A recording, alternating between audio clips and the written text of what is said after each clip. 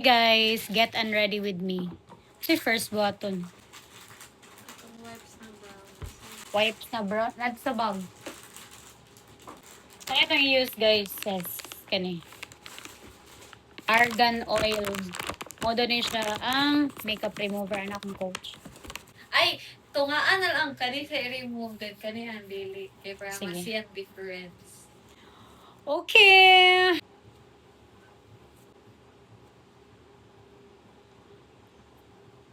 Katunga lang sa daw guys.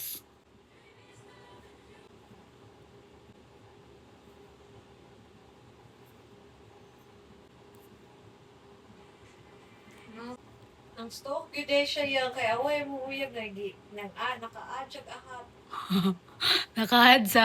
sa IG. So muna siya guys, yung face and makeup. Mag-erase yung kilay na. Ebot na niyo ng kilay. Yung pilok. Daw? Oh, ingana, sakto. Ala, very good kay ka mo gamit og wipes. Ingana, man gid ang perfect nga paggamit sa wipes yang. Naan sa? Kanang pilon. Kung saan kung gamit ka na haplaon tanan? Oh, dapat ingana to perfect ka na. Palas, mangudbog kaayo. Oh, ingana, gid ko magamit og wipes. So next part is ganing ano. So isa ra kay nga nitong gamiton guys for my whole face. So, isa duwa. Isa lang sa challenge gani isa sa gamiton. Kung kaya ra pud niya tong naong sa kadako ba sa tong naong di niya makaya.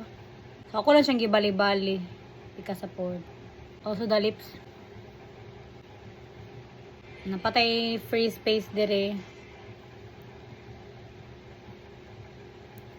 And lastly sa kilay diri sa left side. Human na to siya guys, Sara kay nga nito nagamit. Pero mag another na punta guys. Oh, for everyone. For The whole. so another isa kaingon ani. Ito mo makeup kaya na mag-fresh na. Maka-adjust sa tong naong uy. Napagid siya mabili no. Di gid siya perfect nga ma.